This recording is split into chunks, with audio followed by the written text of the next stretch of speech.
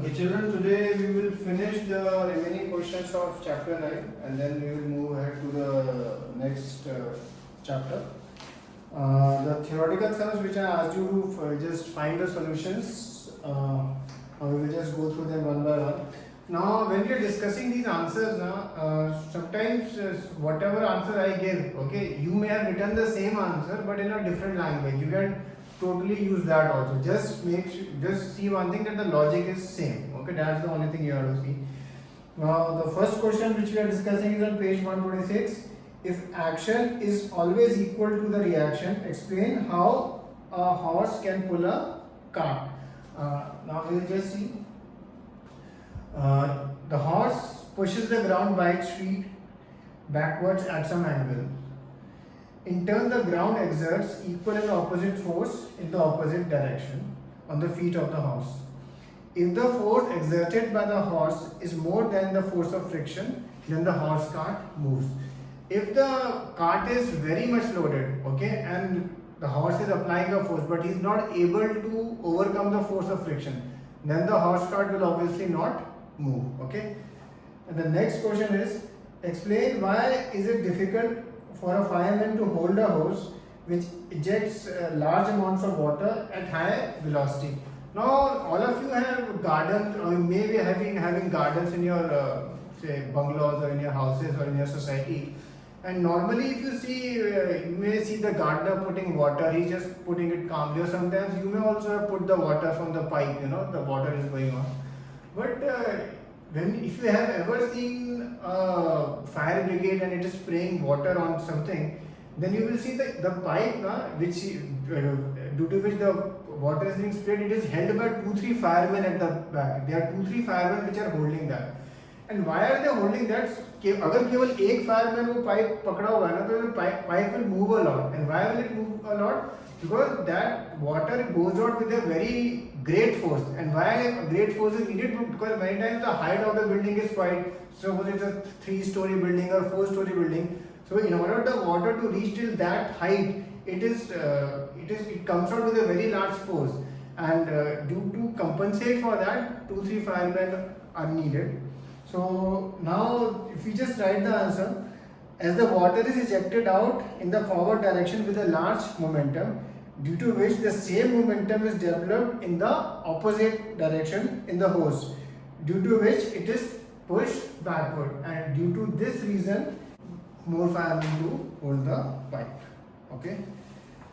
Now we will see on page 128 question number 1.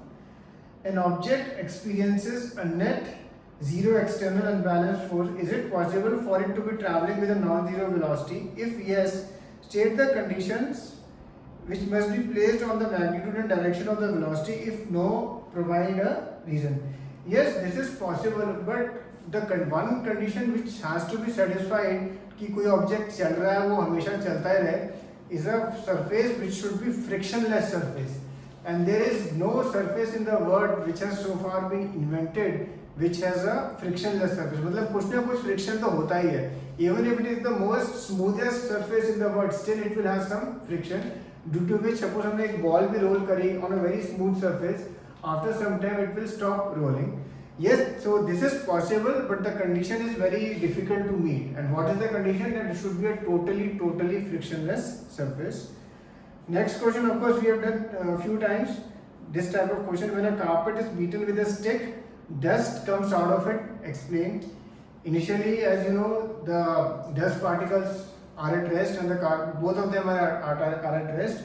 But when we beat it with a stick, the carpet comes into motion. But due to inertia of rest, the dust particle tends to remain at rest, due to which they fall down. Similarly, question number 3 also, you have done a few types of it. Why is it advised to tie any luggage kept on the roof of a bus with a rope? As you know, when the bus is moving and we are moving, the luggage which is kept on top, it is also moving. But when the brakes are applied suddenly, the luggage will then fall in the forward direction because it is in motion, it wants to remain in motion. So that is why it is advisable to tie a string. Question number 4. Hopefully all of you would have marked the correct option, which is Option C. Question is, a batsman hits a cricket ball, which then rolls on a level ground. After covering a short distance, the ball comes to rest.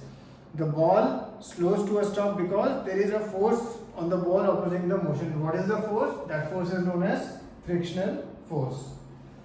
Okay, then all these are done.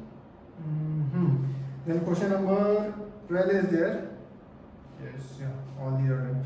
Question number 12. According to the third law of motion, when we push an object, the object pushes back on us with an equal and opposite force.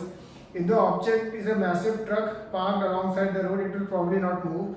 A student justifies this by answering that two opposite and equal forces cancel each other. Comment on the logic and explain why the truck does not move. Obviously, when you are pushing a truck, unless you are able to overcome the force of friction, you will just not be able to move the truck unless you are very strong, very strong, Superman or Supergirl.